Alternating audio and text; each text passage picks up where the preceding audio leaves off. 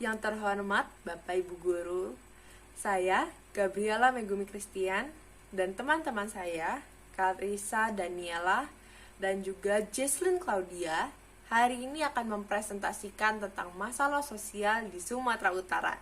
Yuk kita simak. Pada kesempatan kali ini, kami akan mengkaji masalah sosial di Sumatera Utara. Berikut adalah foto kondisi fisik dari wilayah yang kami kaji. Lalu, saya akan menjelaskan letak Sumatera Utara dari berbagai sisi. Yang pertama, letak astronomisnya, 1 derajat sampai 4 derajat lintang utara dan 90 derajat sampai 100 derajat bujur timur. Lalu, letak geografisnya, luas daratan 7.298.123 km persegi, luas lautan 11 juta km. Provinsi Sumatera Utara terletak di antara sebelah utara Provinsi Aceh dan Selat Sumatera. Sebelah barat berbatasan dengan Provinsi Sumatera Barat dan Riau, sedangkan sebelah timur dibatasi oleh Selat Malaka. Lalu letak geologisnya, cekukan Sumatera Utara terletak secara tektonik terdiri dari berbagai elemen yang berupa tinggian, cekungan maupun peralihannya, di mana cekukan ini terjadi setelah berlangsungnya gerakan tektonik pada zaman Mesozoikum atau sebelum mulai berlangsungnya pengendapan sedimen tersier dalam cekungan Sumatera Utara. Tektonik yang terjadi pada akhir tersier menghasilkan bentuk cekungan yang bulat memanjang dan berarah barat laut tenggara. Proses sedimentasi yang terjadi selama tersier secara umum dimulai dengan transgresi, kemudian disusul dengan degresi dan diikuti dengan gerakan tektonik pada akhir tersier. Pola struktur cekungan Sumatera Utara terlihat adanya perlipatan-perlipatan dan pergeseran-pergeseran yang berarah lebih barat laut. Sumatera Utara, yang sebagian besar merupakan pegunungan, memiliki variasi dalam tingkat kesuburan tanah, iklim, topografi, dan kontur serta daerah yang struktur tanahnya stabil.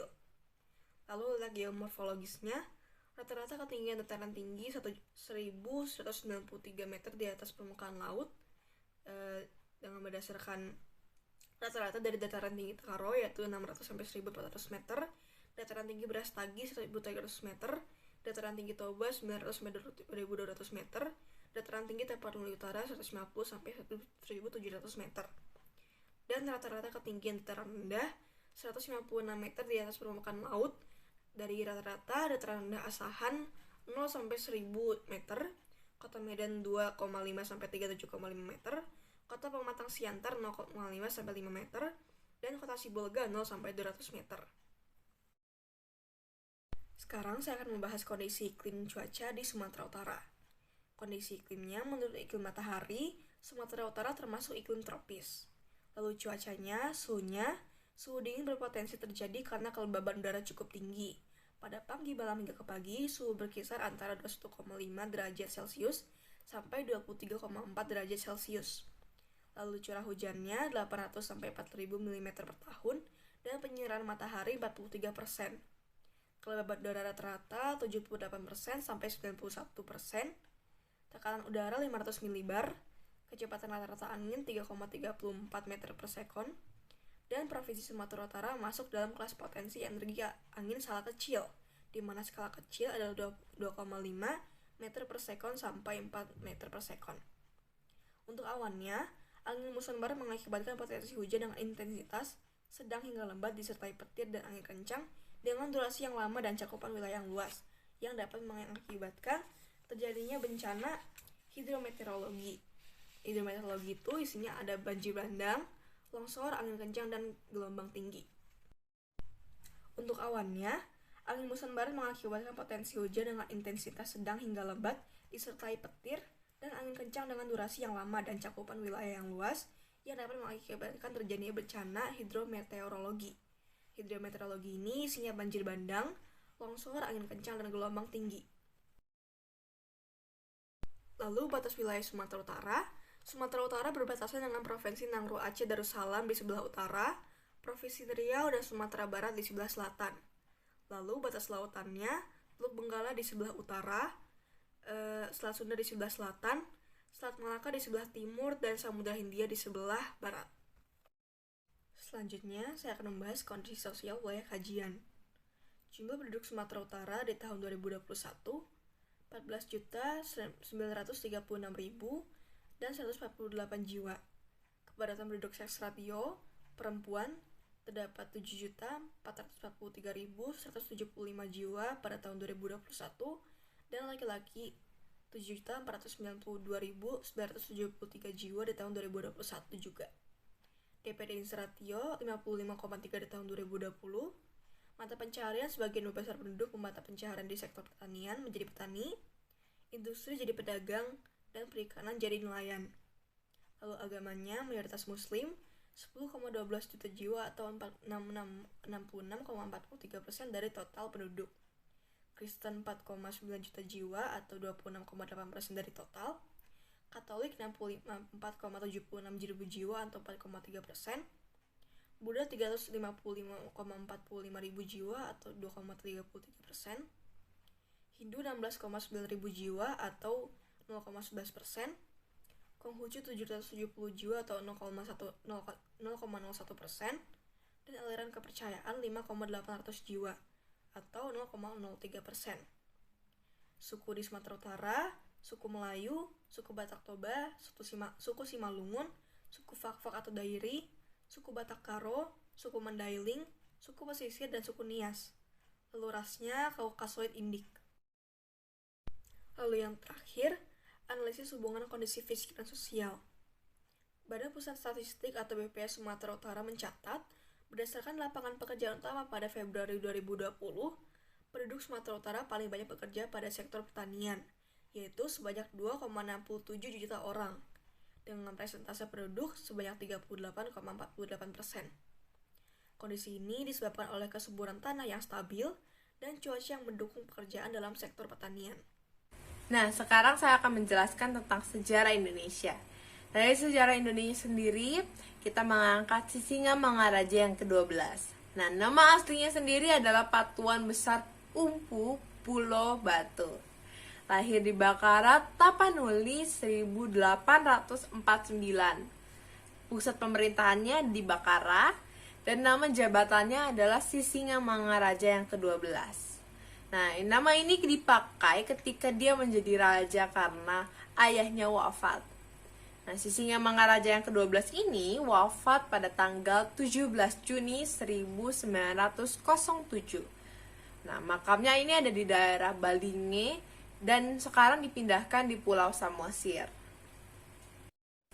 Nah, perlawanan rakyat ini dilakukan pada Februari 1878 untuk mempertahankan daerah kekuasaannya di Tapanuli. Nah, penyerangannya ini dimulai dari pos-pos Belanda di Bakal Batu, Tarutung.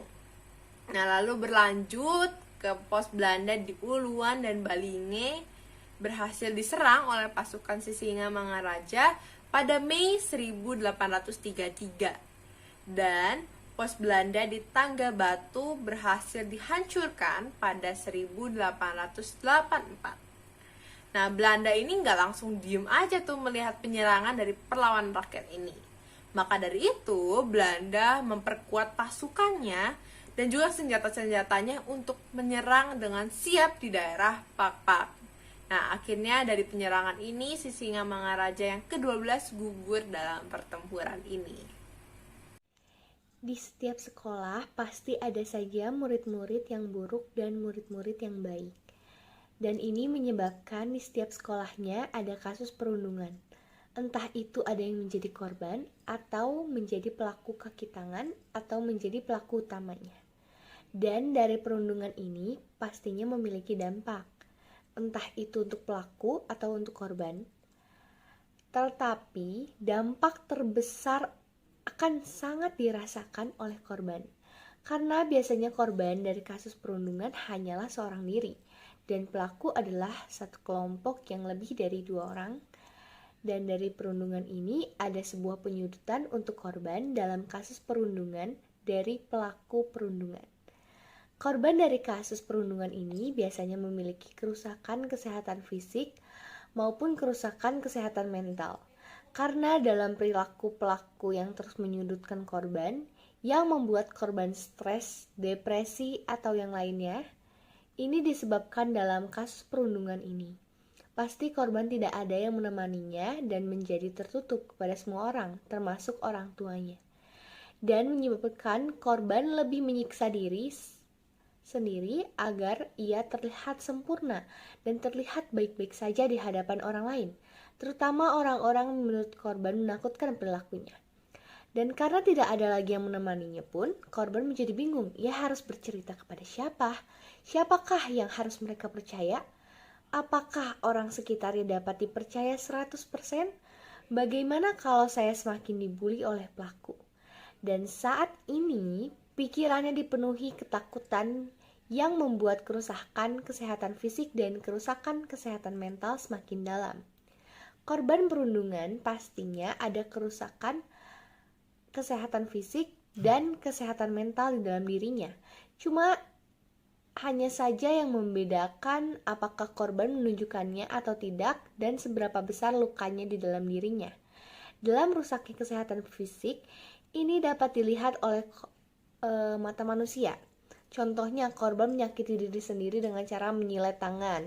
Dan ini adalah gangguan psikologis yang bernama PTSD atau biasa disebut Post Traumatic Stress Disorder. Tidak hanya itu saja, tapi dari stres tersebut korban menjadi sulit makan karena nafsu makan yang berkurang dan menyebabkan jadwal makan pun terganggu dan tidak teratur, yang membuat pencernaan korban pun terganggu. Dan pada akhirnya tubuh korban pun semakin hari semakin lemah, dan dari sini dapat memicu akademik yang menurun, takut untuk bersosialisasi dengan orang-orang sekitar, takut untuk bercerita dengan teman atau orang sekitar. Dalam rusaknya kesehatan mental pun sama. Ini belum tentu selalu kelihatan karena tergantung korban menunjukkannya atau tidak, dan seberapa besar lukanya. Hanya saja seringkali kesehatan mental tidak begitu terlihat karena ini lebih dirasakan oleh diri sendiri. Contohnya, korban sering sedih, merendah diri, kesepian, hilang minat pada hal-hal yang biasa mereka sukai. Itu semua pun berawal dari stres yang meningkat menjadi depresi. Dan ketika korban sudah tidak kuat atau tidak segera ditangani oleh psikologis atau psikiater, ini akan berakhir bunuh diri. Maka dari itu, jangan main-main dengan yang namanya perundungan, karena dampak akhir dari masalah ini adalah nyawa. Mungkin seringkali motif awal pelaku hanya bermain saja dan tidak ada maksud apapun. Tetapi buat korban itu bukan hal sepele yang bisa disebut hanya bermain. Tapi buat korban ini adalah hal serius yang dampaknya tuh sangat berpengaruh gitu buat korban. Dan pelaku pun dapat dijerat pasal-pasal hukum yang berakhir harus masuk jeruji besi. Dan pada saat ini media sosial sangatlah kejam. Apapun yang muncul di dunia maya dapat tersebar dengan cepat. Dan jejak digital tidak pernah bisa terhapus begitu saja. Sehingga kalau memang korban ingin melaporkan kepada pihak berwajib dan ingin menyelesaikannya dengan jalur hukum, itu mungkin saja terjadi. Karena saat ini ada UU ITE yang mengatur tentang informasi elektronik ataupun transaksi elektronik. Dan dalam pasal 45 ayat 3, hukuman pidana penjara paling lama 12 tahun dan denda maksimal 2 miliar atas ancaman penyebaran informasi elektronik bermuatan ancaman kekerasan. Nah, sekarang kita akan membahas tentang sosiologi. Nah, dari sosiologi kita ada 3 artikel. Nah, artikel pertama ini tentang perundungan yang terjadi di Kecamatan Medan, Belawan, Kota Medan, Sumatera Utara. Nah, perundungan ini direkam oleh salah satu tersangka dan dalam video terlihat para pelaku mengerumuni si korban dan memukuli tubuh korban. Nah, kedua korban itu masih di bawah umur. Yang satu berinisial ZS yang berusia 13 tahun dan DAP yang berusia 15 tahun. Sedangkan pelakunya sendiri ada 4 orang. Nah, ini perundungan ini dikarenakan masalah perebutan laki-laki. Nah, kasus kedua nih, dari artikel kedua nih, ada kasus perundungan yang terjadi di Kota Binjai, Sumatera Utara. Nah, korban ini diduga tewas karena dibully hingga dianiaya oleh teman sekelasnya. Nah, kasus ini dilaporkan oleh orang tua korban sendiri kepada Polres Binjai. Nah, perundungan ini terjadi karena para pelaku tidak terima si korban ini mencatat nama-nama mereka yang ribut di kelas dan diserahkan ke gurunya. Nah, dari artikel ketiga nih, atau dari kasus ketiga, ada sebuah perundungan juga yang terjadi di kota Pinang, Labuhan Batu Selatan, Sumatera Utara. Nah, korban ini adalah teman sekelasnya dari sang pelaku. Nah, penyebab dari perundungan ini ada dua. Yang pertama adalah karena sang mantan si korban berpacaran dengan si pelaku, dan yang kedua adalah kata hinaan yang dilontarkan si korban terhadap sang ayah dari pelaku. Nah, aksi pemukulan ini dilakukan oleh seorang siswi dan ada 8 teman sekelasnya, teman si pelaku, yang hanya sekedar melihat dan tapi tidak mengikut dalam perundungan ini. Oke, kita masuk ke pengertian kenakalan remaja. Nah, dari menurut kelompok kami, kenakalan remaja adalah suatu kondisi di mana individu kalangan anak-anak menuju dewasa. Ini peralihannya ya, dari anak-anak menuju dewasa, dan yang melakukan tindakan menyimpang. Nah, terus kita juga menyiapkan menurut para ahli gimana sih? Nah, yang pertama adalah dari John W. Santrok yang merupakan kumpulan dari berbagai perilaku remaja yang tidak dapat diterima secara sosial sehingga terjadi tindakan kriminal. Dan yang kedua adalah dari Kartini Katono, perilaku jahat atau dursila, kejahatan atau kenakalan anak-anak muda yang merupakan gejala sakit patologis secara sosial pada anak-anak. Nah, kita masuk ke faktor penyebab internal. Kita ada 4. Yang pertama adalah kecemburuan pelaku kepada pacarnya yang merupakan mantan pacar si korban. Yang kedua adalah pelaku sakit hati dengan korban yang berbicara tidak pantas mengenai ayahnya. Dan yang ketiga, korban yang bertanggung jawab kepada gurunya namun tidak disukai oleh teman-temannya. Dan yang keempat adalah rasa saling mengingini dalam diri dari pihak pelaku ataupun korban. Nah, dari faktor penyebab eksternal ada 3. Yang pertama adalah tempat tersembunyi yang seolah-olah mendukung tindakan perundungan ini. Yang kedua adalah pelaku lain yang terprovokasi untuk perundung si korban ini. Dan yang ketiga adalah para pelaku lain yang hanya membiarkan dan menonton perundungan tersebut. Nah, kita juga ada dampak dari kasus tersebut. Yang pertama adalah dijatuhkannya hukuman-hukuman kepada pelaku dan juga pasal-pasal tentang perundungan ini. Ada beberapa pasal, salah satunya adalah perlindungan anak.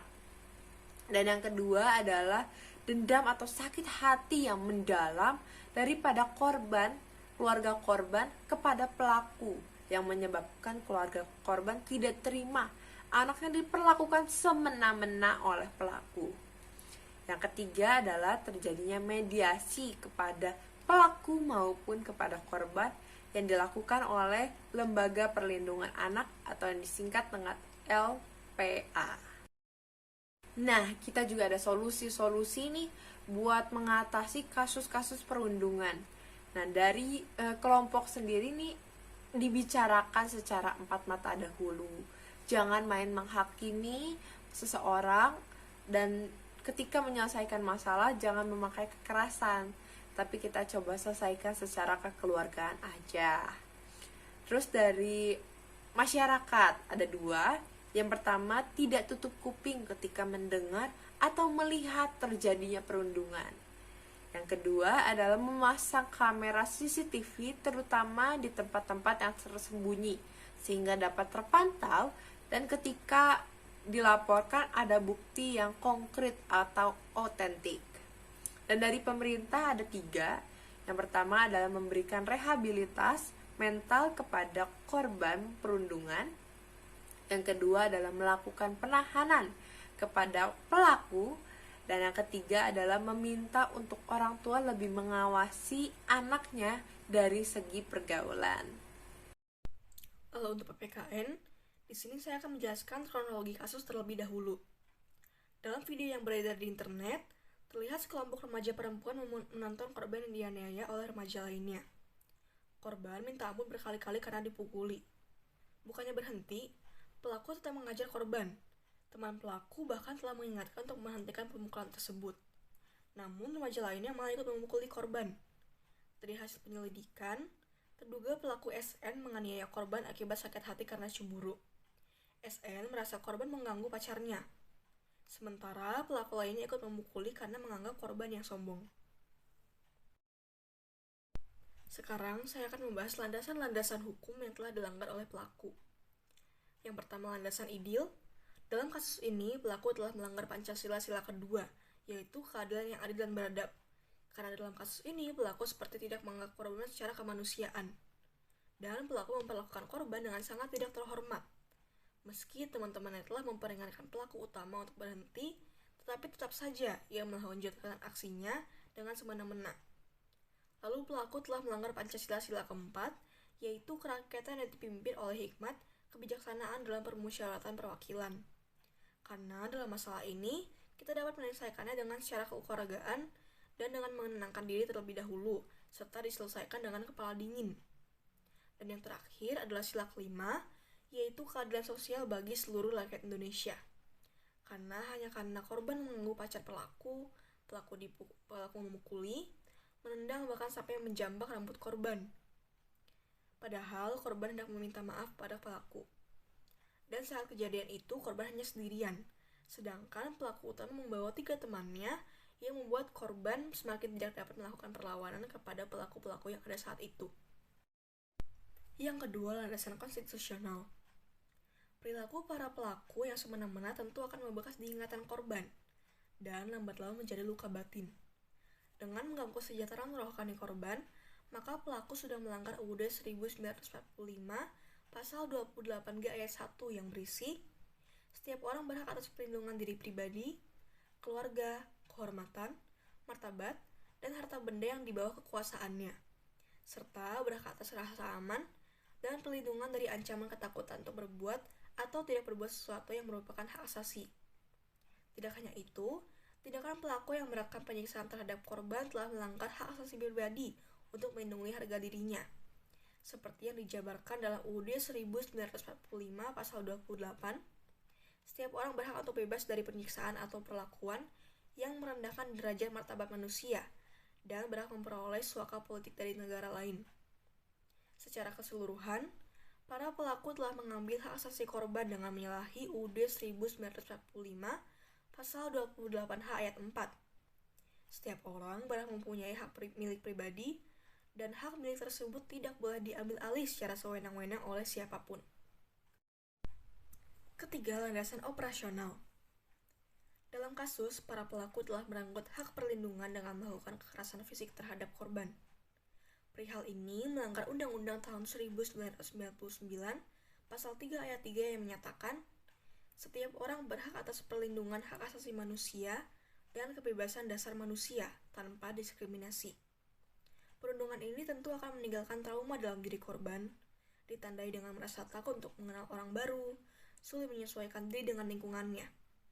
Lalu perlahan, korban kehilangan keberaniannya untuk bersosialisasi dengan lingkungan sosial, seperti yang tertulis dalam Undang-Undang Nomor 39 Tahun 1999 Pasal 14 Ayat 1, yakni setiap orang berhak untuk berkomunikasi dan memperoleh informasi yang diperlukan untuk mengembangkan pribadian dan lingkungan sosialnya. Terakhir, untuk penyelesaian kasus ini, polisi bersangkutan yang menangani kasus tersebut tidak menjelaskan tersangka ditahan atau tidak. Hal ini dikarenakan usia mereka berempat yang masih di bawah umur.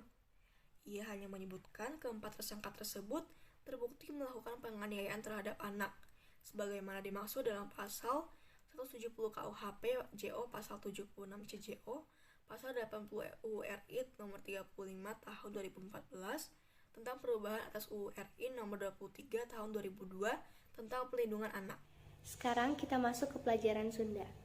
Skripsi. Sararea kudu wauh jeung kasus bullying. Di Indonesia loba pisan kasus bullying kaasup di Sumatera Utara. Malah di Sumatera Utara bullying lain ngan ukur dina wangun kecap tapi oge kekerasan fisik.